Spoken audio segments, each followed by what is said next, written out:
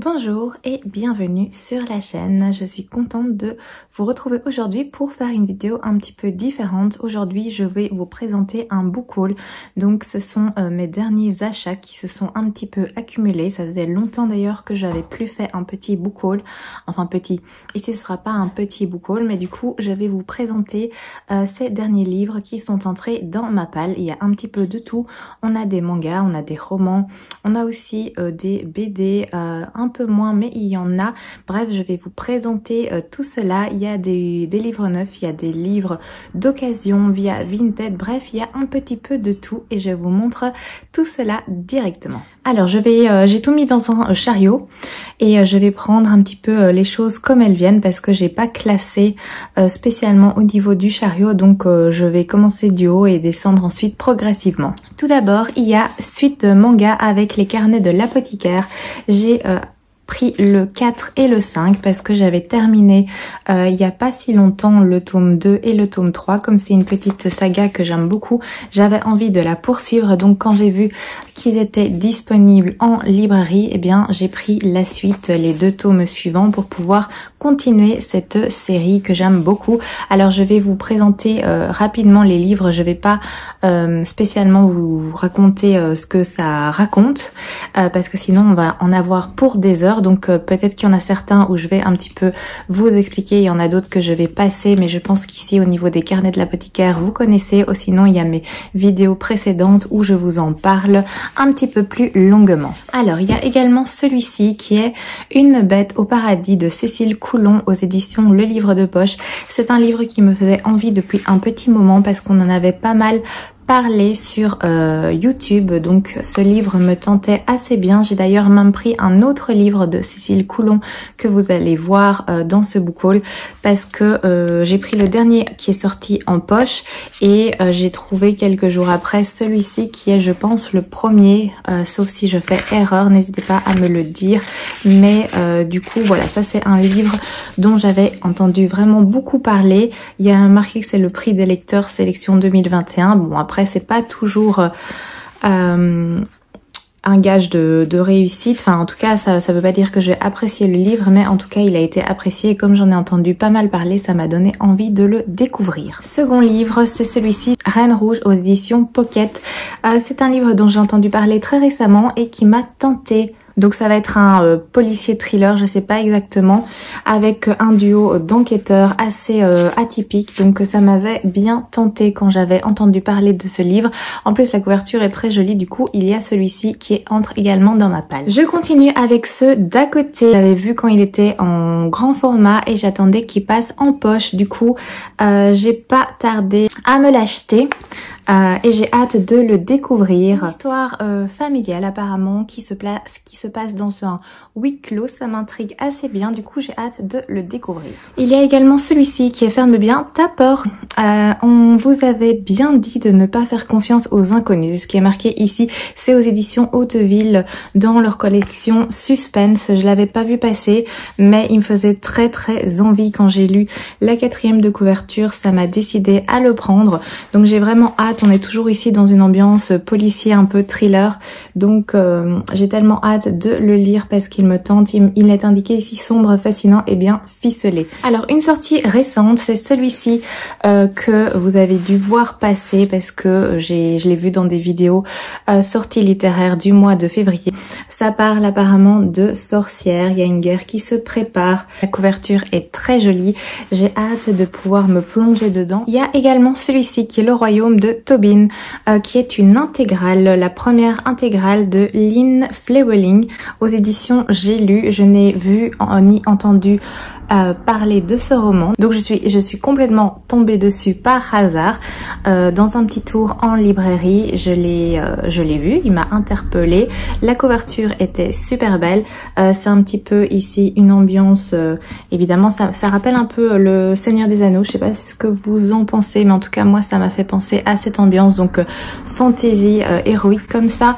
Et quand j'ai lu un petit peu les informations, on est effectivement dans un ancien royaume, il y a une ancienne prophétie, une reine guerrière, un usurpateur. C'est mieux dans ce sens-là. Bref, il y a plein de choses épiques avec des souverains, une sorcière, de la magie ancienne. Bref, ça m'avait fortement intéressée, donc je me suis décidée à le prendre. Je me suis également pris celui-ci qui est Furia Perfax, le premier tome. C'est aux éditions Gallimard Jeunesse et je ne l'ai vu passer encore nulle part. Pourtant, ça a l'air super bien. J'ai un petit peu regardé à l'arrière. Donc, il y a des mages impitoyables qui ont apparemment assassiné les parents de cette jeune fille. Ils ont massacré sa tribu. Elle a des tatouages maléfiques sur la peau qui font qu'elle est considérée comme une paria. Elle va devenir une voleuse, une truande. Elle va tout faire en fait pour se venger et on va suivre apparemment cette jeune fille. Donc voilà, le petit résumé m'interpelle énormément. Le livre, je le trouve vraiment très très beau et j'ai hâte de m'y plonger. Je vois qu'à l'intérieur, il y a aussi des illustrations. Ce que je n'avais pas vu, c'est en feuilletant comme ça. Ah, voilà. Par exemple, il y a ça.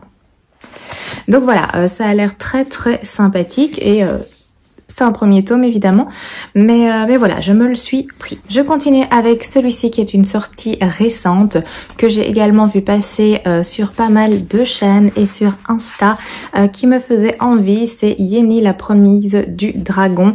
Ça a l'air sympathique. J'ai pas entendu trop d'avis dessus, mais le livre me faisait envie. La couverture est absolument magnifique, donc j'avais hâte de pouvoir découvrir. J'ai pas lu la 4e de couverture, mais en tout cas ça parle de dragon. Donc ça m'intéresse assez. Il y a celui-ci qui est un second tome, donc c'est Fable aux éditions Rajo. C'est écrit par Adrienne Young. J'ai le premier tome dans ma palle que j'ai pas encore sorti, mais voilà, j'ai eu envie de m'acheter le second tome, comme ça je les avais tous les deux et du coup je pense que le fait d'avoir le deuxième tome va me décider à sortir le premier. Donc ici on est dans une ambiance pirate, aventure, etc. Je pense qu'il y a une grande quête aussi, mais voilà, je n'en sais pas plus à part ce que j'en ai entendu en ce qui concerne le premier tome et j'ai hâte de commencer cette duologie. Je pense qu'il y en a que 2. Donc voilà, j'ai les deux chez moi. Maintenant, je suis tranquille. Je passe à ceci qui est un petit roman graphique qui s'appelle Le Veilleur des Brumes. C'est de Robert Kondo et de Dice Tutsumi. Je l'ai découvert également par hasard en me baladant en librairie, en faisant un petit tour chez Filigrane et je trouvais que les dessins avaient l'air trop mignons. Le livre est trop joli, c'est un premier tome et j'ai été fortement intriguée par les dessins. Regardez, donc on va suivre des animaux. Mais je trouvais ça, oups, trop mignon. Avec un petit cochon, avec un petit renard. Ça a l'air vraiment tout chou, tout chou. Et à l'arrière, il y a quand même eu pas mal de prix, comme on peut voir ici. Donc je pense que ça peut être très sympathique. Au niveau de cette histoire, il y a un objectif d'empêcher les ténèbres d'entrer. C'est apparemment la mission des Veilleurs de Brume. Donc je n'en sais pas plus, mais il me fait très très envie. Donc j'ai hâte de me plonger dans ce joli petit roman. Je repasse au manga. Je me suis pris le tome 2 et le tome 3 de Magus of the Library. J'ai le premier tome qui est dans ma palle actuelle que j'ai pas encore lu, mais je me suis dit que pour se faire une idée plus générale, il valait mieux, en tout cas c'est ce que j'aime bien faire, pas seulement prendre le premier tome, mais généralement lire le tome 1, 2, voire 3, parce qu'en général le premier tome est souvent assez introductif, donc on sait pas trop quoi penser de cette histoire. Voilà, comme je m'étais mis le premier tome pour une lecture prochaine, très prochaine, je me suis dit bah autant alors en profiter tant qu'ils étaient à ma disposition quand j'ai fait ma petite balade en librairie, de prendre le second et le troisième tome. En plus j'en entends que du bien de cette série de mangas, donc j'ai pas d'inquiétude, je pense que je vais aimer. Je me suis également pris celui-ci qui est Boken Shonen, Rêve d'enfance. Je pense que j'en avais entendu parler, je ne sais plus sur quelle chaîne, mais ce qu'il en ressortait, je pense que c'était vraiment tout doux, tout mignon, un retour à l'enfance, au rêve d'enfance. Je l'ai pris en me disant que ça pouvait être une lecture assez agréable. En plus c'est très joli au niveau de la petite couverture ici. Alors je poursuis, on passe à celui-ci qui est l'ordre Lord Cochrane et le trésor de Selkirk de Gilberto Villarroel aux éditions Pocket. Ça, c'est un livre que j'avais vu qui venait de sortir en poche. On est en 1822. Évidemment, il y a un aspect pirate.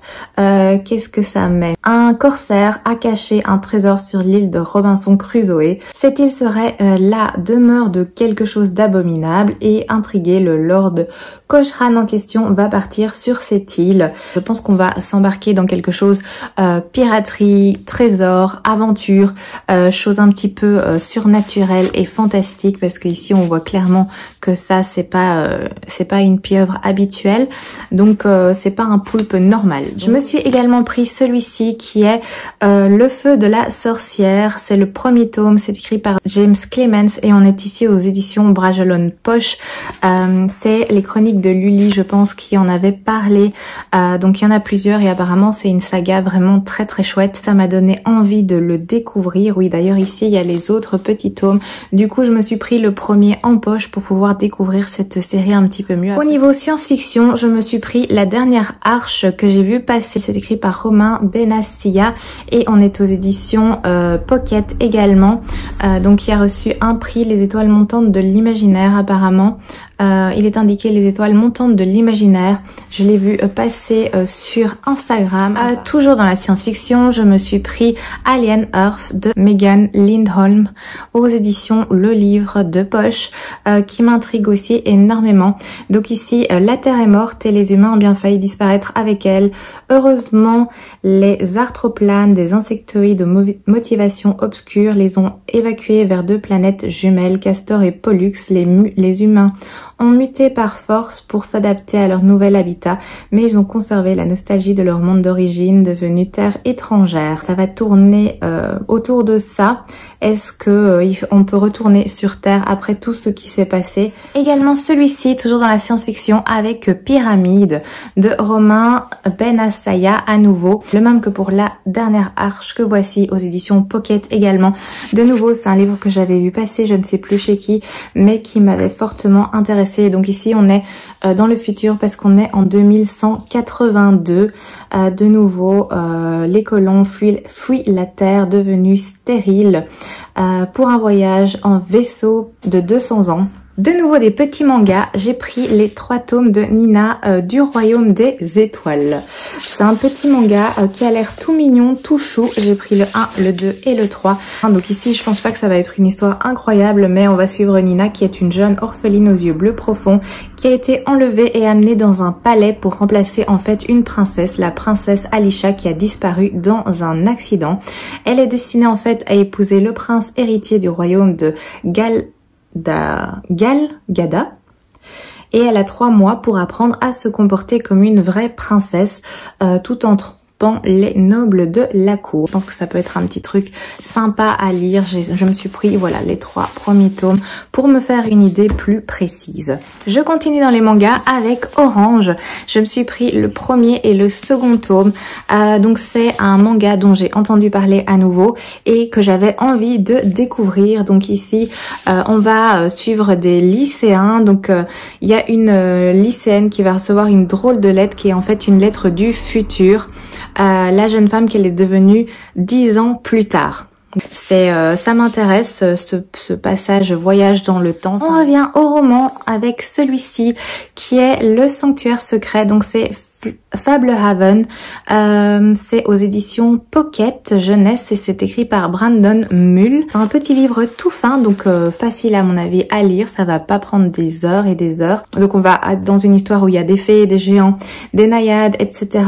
C'est ce sanctuaire, donc Fablehaven, qui est menacé de puissances maléfiques et il va y avoir des enfants qui sont les gardiens de ce sanctuaire qui vont devoir faire quelque chose. Bref, je me suis pris le premier tome pour voir en fait ce que ça peut donner. Je me suis pris un Stephen King, donc je continue, j'en ai pas mal dans ma palle, comme ça je peux les découvrir petit à petit. Je me suis pris Cujo dans ses éditions Le Livre de Poche. Ça parle d'un chien. je n'en sais pas plus et je le mets de côté pour pouvoir le découvrir en temps voulu. Alors je me suis également pris celui-ci qui est La Porte des Abysses. C'est un premier tome, c'est le cycle d'Alamander de Alexis Flamand aux éditions Le Livre de Poche. On est ici dans quelque chose à mon avis de fantasy fantastique, ça m'interpellait pas mal. Oui, on va suivre donc un mage qui est également détective. Apparemment il y a un démon. Également, il y a des intrigues de cour, il y a de la magie, il y a des mystères et on va suivre également un jeune garçon au penchant morbide. Bref, ça a l'air très sympa. Il y a aussi une école d'assassins. Donc voilà, ça m'a parlé. Je me suis dit que j'avais envie de le découvrir. En plus, je l'ai vu passer nulle part. Je sais pas si vous l'avez déjà vu passer, mais en tout cas, ça a l'air pas mal du tout. Donc j'ai eu envie de me le prendre. Alors, j'ai pris La Clé du Sang de Ruth Ware. C'est aux éditions Pocket. Ça a l'air un petit peu angoissant parce que cette maison de rêve va devenir votre pire cauchemar. Donc voilà, c'est un couple qui arrive avec leurs enfants dans une maison, nouvelle maison. Ça a l'air tout sympa, tout beau et apparemment il va se passer des trucs assez bizarre, il va y avoir des trucs étranges dans cette nouvelle maison. Donc moi c'est typiquement le genre de truc qui me parle, donc j'ai envie de lire. Il y a aussi un autre qui vient de sortir, c'est Le Chalet des Disparus, un huis clos angoissant.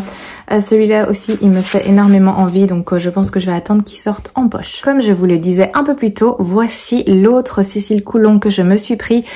C'est Seule en sa demeure. Donc c'est celui-ci que j'ai d'abord vu. Le nom Cécile Coulon m'a interpellée. Je me suis dit oui, celui-ci je l'ai déjà vu passer. Cette autrice me dit quelque chose.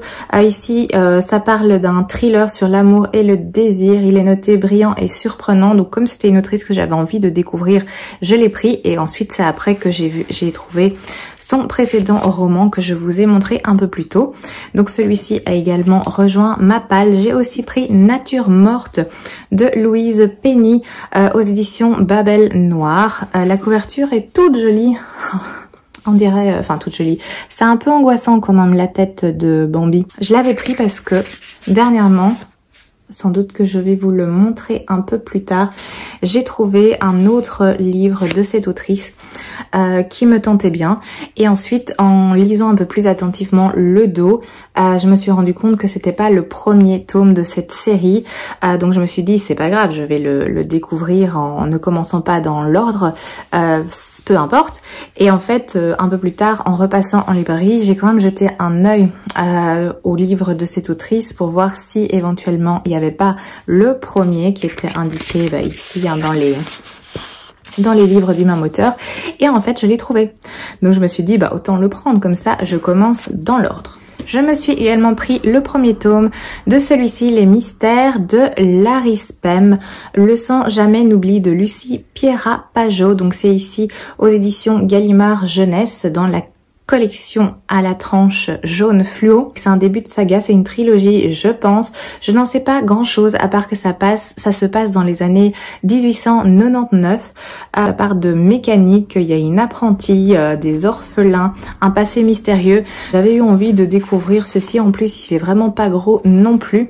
Donc ça c'est écrit assez petit à l'intérieur malgré tout, mais bon c'est quand même un livre adressé plus à la jeunesse. Alors je me suis pris également deux livres de la collection Hélios, qui est celui-ci, La Fille Feu Follet de Ursula K. Le Guin et également La Cité des Ténèbres de Léon Groc.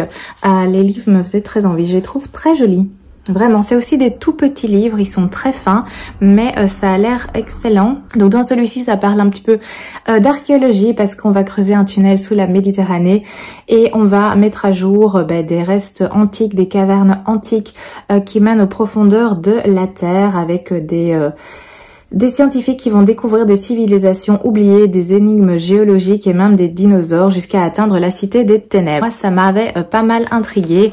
Ils sont assez fins. Ça va pas mettre des années à se terminer et j'ai hâte de voir ce que ça peut donner.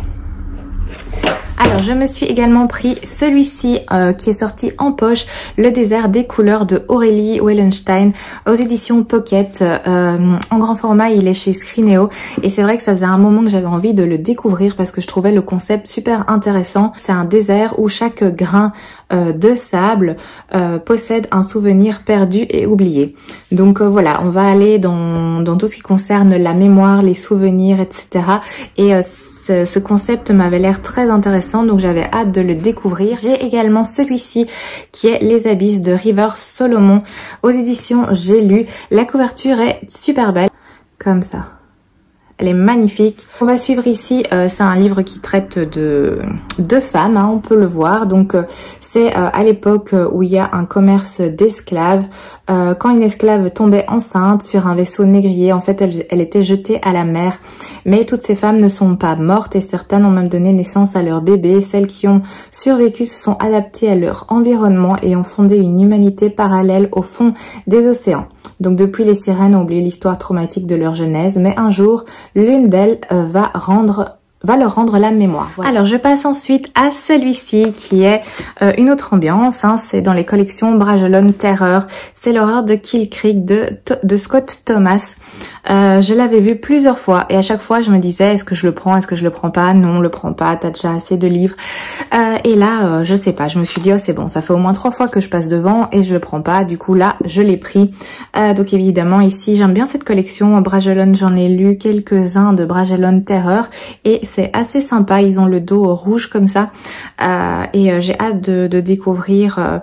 J'ai pas envie de trop savoir ce dont ça parle, mais déjà l'image elle me parle énormément. Je continue, j'espère que vous êtes toujours là. N'hésitez pas à vous prendre un petit truc à boire, un petit truc à manger.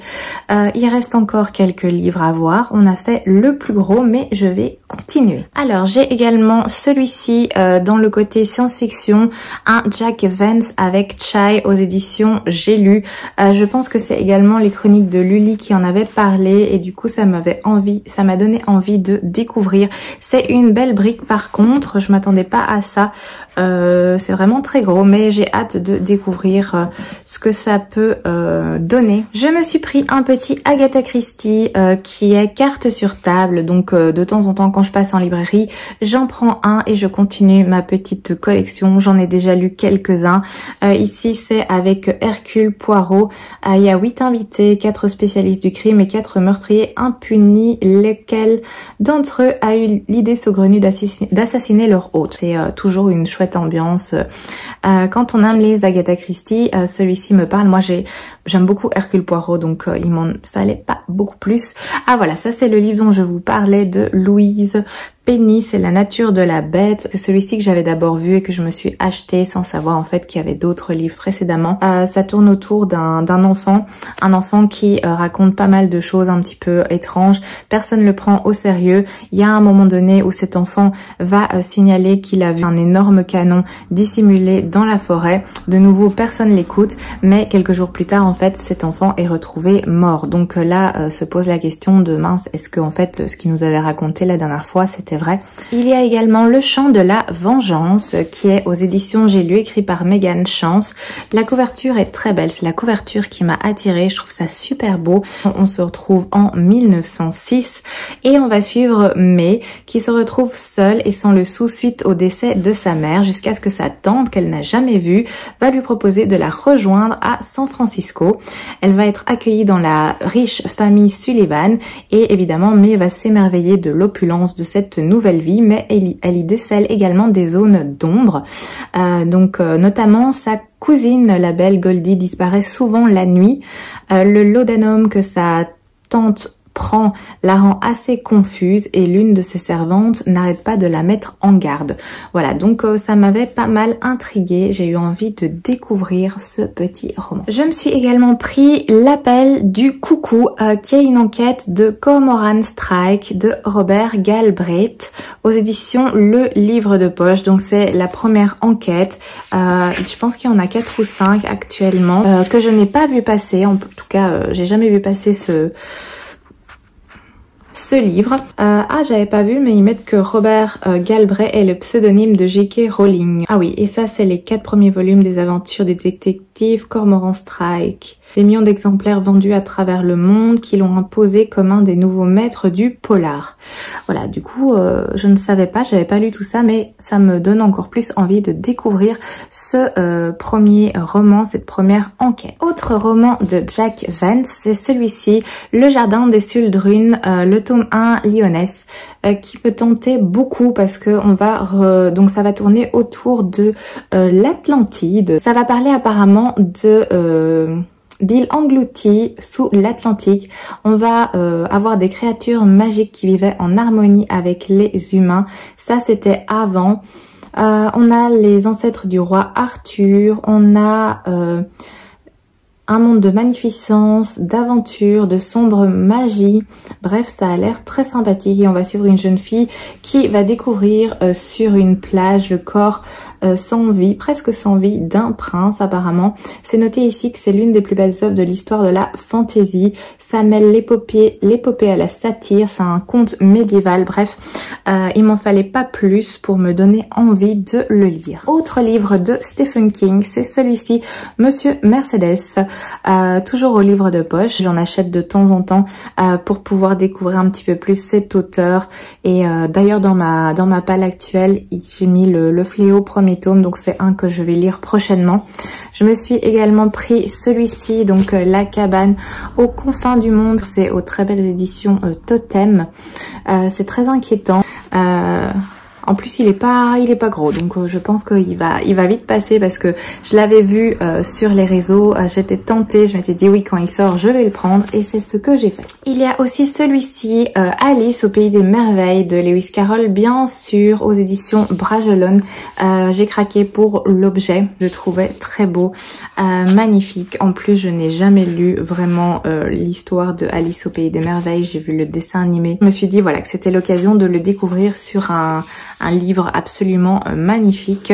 Il est pas très gros et ça a l'air assez fluide, assez aéré au niveau de l'intérieur. Je vous montre. Hop, voilà, c'est comme ceci. Il rejoint ma palle. J'ai également des petits mangas. Donc j'ai pris Komi cherche ses mots, le tome 1 et le tome 2. En fait, ils étaient emballés ensemble et c'était et le second gratuit. C'est un manga que je vois passer de temps en temps, assez souvent, qui m'intriguait. Là, je me suis dit que c'était l'occasion de le découvrir vu qu'il y en avait un gratuit à l'achat des deux livres. Vous verrez bien ce que donne ce petit manga. Alors, j'ai également pris celui-ci, Alunia, le premier tome qui me faisait envie, mais depuis super longtemps. Il est toujours en grand format dans les éditions Plume Blanche, très belles éditions. Et j'avais entendu dire qu'il allait sortir en poche, du coup, moins cher évidemment. Donc, je m'étais dit que si je le vois en librairie, eh bien, je le prends et je l'ai vu. Du coup, j'ai vraiment hâte de me lancer dedans. Par contre, j'avais pas vu, c'est écrit, mais super petit. Mais bon, c'est pas grave. J'ai vraiment hâte de le découvrir parce qu'il me faisait envie depuis des mois. En plus, il y a ça au niveau des chapitres, des débuts de chapitres. Je suis très contente de l'avoir dans ma palle. J'ai également pris Les héritières de Lovenhoff, le premier tome de Karina Baumann aux éditions Charleston Poche. C'est aussi un livre qui me faisait envie quand je l'avais vu passer en grand format depuis quelque temps. En fait, depuis que j'ai découvert La Villa aux étoffes, que je lis en poche, j'ai vraiment découvert un engouement pour les sagas familiales, chose que je n'avais pas avant. Et du coup, j'en achète de plus en plus. Ici, on va se retrouver en 1913. Et c'est une saga fascinante, apparemment, qui dessine le portrait d'une femme prise entre deux siècles, mais résolument tournée vers l'avenir. Alors, il y a également celui-ci qui est un livre de Adrien Thomas, La geste du 6e royaume aux éditions Helios, qui est une belle brique. J'aime bien Adrien Thomas, j'aime vraiment bien ce qu'il propose. J'en ai déjà lu quelques-uns et du coup, je me suis dit que j'allais un petit peu me pencher sur d'autres écrits, d'autres livres qu'il a sortis. Et ici, c'est clairement 5 royaumes se font la guerre depuis des générations. Une forêt sauvage qui abrite des créatures, des contes et des légendes. On a 6 personnages qui se découvrent les protecteurs de ce 6e royaume. Bref, ça a l'air très sympa. Un univers fantasy grandiose. Moi, c'est tout ce que j'aime, donc j'avais envie de découvrir celui-ci. On arrive à la fin et là, ce sont plus des grands formats. Alors, il y a un roman graphique, je vais vous le montrer, c'est La Cité des Secrets, qui est celui-ci de Victoria Young aux éditions Bandado. C'est un livre qui me tentait. En fait, j'avais vu le tome 2 en librairie, pas le premier tome. Du coup, j'ai essayé de voir si je pouvais pas avoir le premier tome d'occasion et j'ai pu l'obtenir en un état parfait. Donc, c'est ce genre de dessin à l'intérieur et le livre est vraiment très très beau. Il est assez épais, voici à l'arrière, et j'avais envie de découvrir en fait Ever est orphelin et Anna est une riche héritière. Tous les opposent et pourtant ils vont devoir unir leurs forces pour défendre leur ville. Percer aussi les mystères de leur cité. Ça a l'air tout mignon. Alors j'ai craqué pour Confluence, le premier tome de Sylvie Poulain aux éditions Bragelonne, qui me faisait de l'œil dès qu'il est sorti. Donc quand je l'ai vu, j'ai pas hésité non plus 1000 ans. On va se retrouver au 24e siècle ici. C'est un livre qui est indiqué entre Avatar et Abyss dans un monde immergé, aussi létal qu'envoûtant. Il est énorme, mais moi il me tente énormément. J'ai pris un second tome qui est celui-ci de V.E. Schwab aux éditions Lumen. Le premier tome est dans ma palle et je vais pas tarder à le sortir. En plus, comme j'ai le second tome maintenant qui est toujours aussi beau et que j'en entends pas mal de bien aussi, j'entends des bons retours sur ce livre, donc ça me donne envie de découvrir. De toute façon, V.E. Schwab, j'aime beaucoup ce qu'elle fait. J'ai tous les Cassidy Blake, j'ai aussi dans ma palle La vie invisible d'Adi Larue. Bref, c'est une autrice. Il y a Galant aussi. Il y a beaucoup de livres d'elle que j'aime beaucoup. Il y a aussi tout ce qui concerne la trilogie de Shades of Magic que j'ai terminé, que j'ai adoré. Donc voilà, je sais que c'est une autrice où j'ai déjà lu ce qu'elle propose et j'adore en général ce qu'elle fait. Donc je me suis dit que je pouvais sans crainte déjà me procurer le second tome, même si j'avais pas lu le premier, parce qu'à mon avis ça va passer avec moi sans problème. On continue avec cette autrice parce que je me suis procuré celui-ci. C'est une duologie si je me trompe pas. Je ne sais pas de quoi ça parle, je ne veux pas savoir. J'en ai entendu pas mal de bien aussi. Également celui-ci qui est La fille du docteur Moreau aux éditions Bragelonne, qui vient de sortir, de Silvia Moreno Garcia. La science-fiction historique dans ce qu'elle a de meilleur. Une imagination merveilleuse, un récit captivant qui mêle l'horreur, histoire et un soupçon de romance. Donc ça, c'est les avis qui sont donnés à l'arrière. Je vais le découvrir et me faire mon propre avis, mais il me tente aussi énormément. Je vais arrêter de dire ça parce que je le dis pour tous les livres, j'ai l'impression. Je me suis aussi procuré Sirem et l'oiseau maudit de Yasmine Djebel, qui est également une sortie du mois de février. C'est aux éditions Rajo.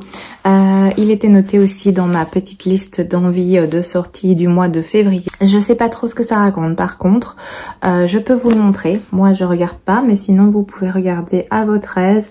Et moi, j'ai hâte de le découvrir sans trop savoir dans quoi je me lance. J'ai également celui-ci qui est magnifique, qui est absolu, Les Mobilisés, un premier tome aux éditions Big Bang de Margot de Seine. J'en ai entendu énormément de bien. Moi, je l'ai pris en hardback parce que je trouvais que le livre était vraiment très très joli. J'ai très hâte de découvrir ici. Apparemment, on est plus dans une ambiance Hunger Games qu'autre chose. Ça me parle beaucoup. On y est presque. Il reste 3 livres, dont celui-ci, j'ai craqué pour celui-ci que j'avais vu passer énormément. C'est Twin Crowns. Le livre est magnifique. Regardez-moi ça comme il est beau. Ça parle de 2 sœurs apparemment. L'une qui s'est préparée toute sa vie à usurper la place de sa sœur jumelle et à monter sur le trône. C'est apparemment le seul moyen de mettre fin à la guerre contre les sorcières qui l'ont élevée. Une histoire de sœurs avec un aspect sorcière. Il me fait également envie. De nouveau, je recommence. Il y a celui-ci aussi, Une magie teintée de poison. Le livre est vraiment très très beau. On est ici aux éditions Stardust. C'est écrit par Judy E. Lin. Voilà, ça me donne envie. Ça fait penser un petit peu les carnets de l'apothicaire, hein, vous trouvez pas? Avec l'ambiance comme ça et tout ce qui concerne les poisons. Ça fait aussi partie de ma palle. Et le dernier, Les temps ultra-modernes de Laurent Genefort aux éditions Albin Michel Imaginaire. Voilà, ça c'est aussi un livre qui a été noté dans ma petite wishlist depuis longtemps. Et quand j'ai vu qu'il était vraiment à un prix intéressant d'occasion et dans un état parfait, je me le suis aussi procuré. On va se retrouver évidemment dans un temps ultra moderne. C'est une approche qui m'intéresse. J'espère que mes attentes seront à la hauteur, que ce livre sera à la hauteur de mes attentes, mais je pense qu'il le sera. En général, les livres Albin Michel Imaginaire, c'est toujours assez qualitatif. Donc voilà, j'ai hâte de pouvoir également le découvrir. Et voilà, on a fait le tour de mon énorme book haul. Ça, c'est les achats qui sont entrés dans ma palle. Ça faisait longtemps que je vous avais pas montré aussi les livres qui était arrivé chez moi dernièrement. J'espère que ça vous a plu. Je vous remercie en tout cas d'avoir regardé. Dites-moi s'il y a des livres qui vous font envie.